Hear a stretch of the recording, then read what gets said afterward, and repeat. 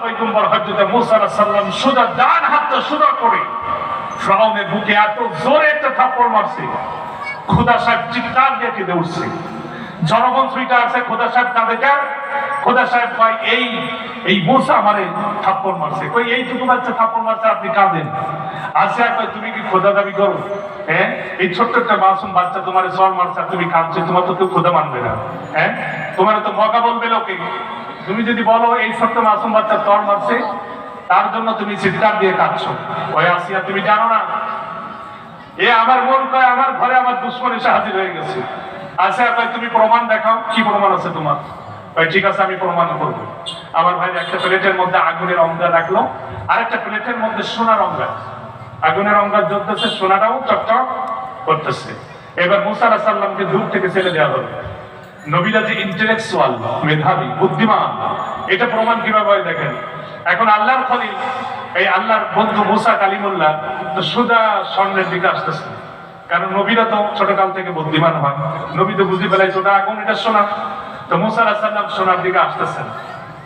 আমার আল্লাহ পাক রব্বুল আলামিন হযরত জিবরাইলকে ডাক দিলেন, জিবরাইল আমার বন্ধু মুসার গতি ব্রেক করে দাও, ঘোরায় দাও, গাড়িটা অন্য দিকে ঘোরায় দাও।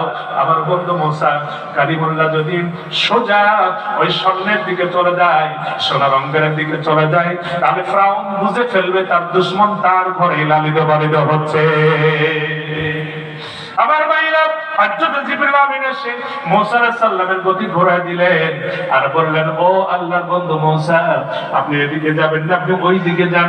মুসা আলাইহিস সালাম সোজা ওই দিকে যাইয়া লোহার অঙ্গটা হাতে, আগুনের অঙ্গটা হাতে নিয়ে মুখের ভিতরে দিলেন।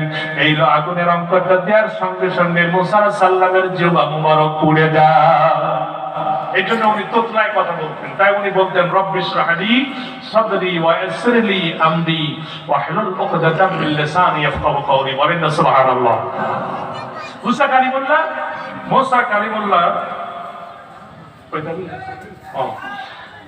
কালিমুল্লাহ এই যুবটা পুড়ে গেল। এই জন্য মুসা আলাইহিস সালাম তোতলায় কথা বলতেন। আমার ভাইরা তখন আসিয়া বলল, ফিরআউন দেখছো তুমি যে কথা যুক্তি দেখাইছো, এর কোনো প্রমাণ আছে? মুসা অত জোরে থাপ্পড় মারতে পারে? এই জন্য নবীদের ছোটকাল থেকে বুদ্ধিমান হয়। বলেন না সুবহানাল্লাহ। নবীদের আরেকটা গুণাবলী আছে, নবীরা জীবনে ছোটবেলায় বিছানায় পেশাব করে নাই। বলেন না সুবহানাল্লাহ। আপনি বুঝি করেন নাই? আমি করি নাই।